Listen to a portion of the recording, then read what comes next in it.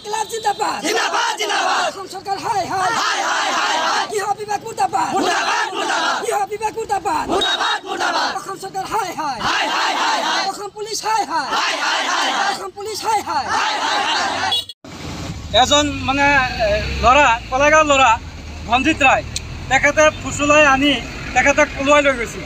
এই সংক্ৰান্তত পানেৰী থানাত ভুক্তভোগী পৰিয়ালে এজাহাৰ দাখিল কৰিছিল। আমি নিজেও ভেৰগাঁও মহকুমা আৰক্ষী বিষয়াক অৱগত কৰাইছিলোঁ, মেমৰেণ্ডম দিছিলোঁ, SP ছাৰক জনাইছিলোঁ। আমি প্ৰশাসনক জনাইছোঁ। জনোৱাৰ পিছতো আমি সংবাদ মেলত দিছোঁ। সংবাদ মেলতো আমি 24 ঘণ্টা টাইম দিছিলোঁ যে ছোৱালীজনীক উদ্ধাৰ কৰিব লাগে।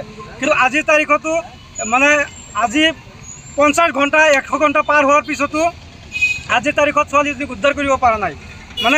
এই ক্ষেত্ৰত প্ৰশাসনে একদম নীৰৱ ভূমিকা পালন কৰি আছে। গতিকে আজি আমি আন্দোলন কৰিছোঁ। অসমৰ গৃহ বিভাগৰ দায়িত্বত থকা মাননীয় মুখ্যমন্ত্ৰী ডাঙৰীয়াৰ প্ৰতিমূৰ্তি দাহ কৰিছোঁ। আজি আমি অহা কাইলৈ আকৌ বেলেগ এটা অৱস্থান ধৰ্মঘটে হওক বা অন্য হওক আমি আন্দোলন চলাই থাকিম। যি আন্দোলন আমি আৰম্ভ কৰিছোঁ, যেতিয়ালৈকে ল'ৰা ছোৱালী উদ্ধাৰ নহ'ব তেতিয়ালৈকে আমি আন্দোলন চলাই যাম। যিটো সময়ত বাল্য বিবাহ চলি আছে, যিটো সময়ত হিমন্ত বিশ্ব চৰকাৰে প্ৰান্তে ঘৰৰ গাঁৱে গাঁৱে গৈ যিবিলাক উপযুক্ত নোহোৱা ল'ৰা ছোৱালীবিলাক বিবাহ হৈছিলে ধৰি আনি জেলত সোমাই দিছিলে, বৰ্তমান নিষ্ক্ৰিয় আছে, কি ক'ব? নাই চাওক, অসমৰ মাননীয় মুখ্যমন্ত্ৰী ডাঙৰীয়াই এই ক্ষেত্ৰত যি কৈছে যে বাল্য বিবাহ হ'লে কোনো হাৰি যাব নোৱাৰে, কিন্তু হাৰিটো গৈয়ে আছে। এনেকুৱা বহুত কেছ হৈ আছে, গোটেই হাৰি যাই আছে। ক'ৰবাত যদি গুচি যায় প্ৰশাসনে তাক ওলাব নোৱাৰে। এইটো একদম প্ৰশাসনৰ একদম ভূমিকাটো অতি নীৰৱ।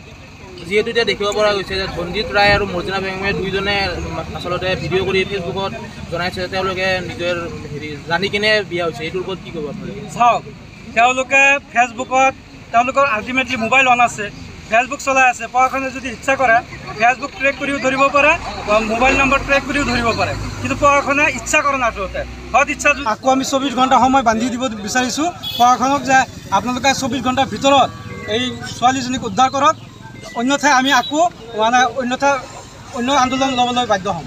আচ্ছা, ধৰ্ম নিৰপেক্ষ দেশ ভাৰতত সকলোৱে নিজৰ ধৰ্ম স্থানান্তৰিত কৰি নিজৰ বিবাহত আবদ্ধ হ'ব পাৰে বুলি যিহেতু সংবিধানে তাতে পাৰ্মিশ্যন দি ৰাখিছে, তথাপি আপোনালোকে আন্দোলন কৰিবলৈ দেখিবলৈ পোৱা গৈছে, কিয়?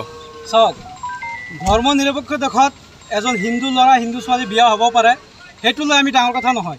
আচলতে ছোৱালীজনীক কি কৰিছে, ছোৱালীজনী ক'ত আছে, কি কৰি আছে, ছোৱালীজনীক উদ্ধাৰ কৰক। ছোৱালীৰ মুখৰ পৰা আমি শুনিব বিচাৰোঁ যে ছোৱালীজনী কি কয়, তেখেতক জবৰদস্তি লৈ গৈছে নে তেখেতে স্ব ইচ্ছাই গৈছে। এতিয়া তেওঁলোকে যিটো ভিডিঅ' বনাই পঠাই আছে যে স্ব ইচ্ছাই, তেখেতক বন্ধ কোঠাত হয়তো জবৰদস্তি ভিডিঅ' বনাব পাৰে। সেইকাৰণে প্ৰশাসনে উদ্ধাৰ কৰক, তেওঁলোকে কথাখিনি কওক, ছোৱালীজনীৰ কথাখিনি কওক কি হৈছে। আচ্ছা, যিহেতু দেখিবলৈ পোৱা গৈছে মুছলমান ল'ৰাৰ লগত যদি হিন্দু যুৱতী পলাই যায় তেতিয়াহ'লে এইটো লাভ জেহাদৰ বুলি তেওঁলোকে আখ্যা দিয়ে, কিন্তু আজিৰ ডেটত আপোনালোকে ইমান সময় উকলি গ'ল, আপোনালোকক গুৰুত্ব দিয়া নাই, ইয়াৰ কাৰণ কি হ'ব পাৰে? চাওক, ক'বলৈ গ'লে আচলতে যি চৰকাৰে এইটো যিটো ভূমিকা লৈছে এইটো একপক্ষীয় হয়।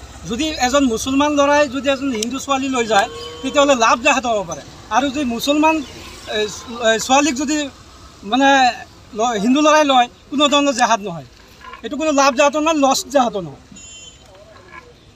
সিদ্ধান্ত কি লৈছে? আমি সিদ্ধান্ত এইটোৱেই লৈছোঁ যে আমি আকৌ 24 ঘণ্টা সময় প্ৰশাসনক বান্ধি দিছোঁ, জিলা প্ৰশাসনক আমি সময় বান্ধি দিছোঁ 24 ঘণ্টা। 24 ঘণ্টাৰ ভিতৰত ল'ৰা ছোৱালীজনীক হাজিৰ কৰক, আমাৰ ক'বলগীয়া একো নহয়। আমি ইয়াৰ পিছত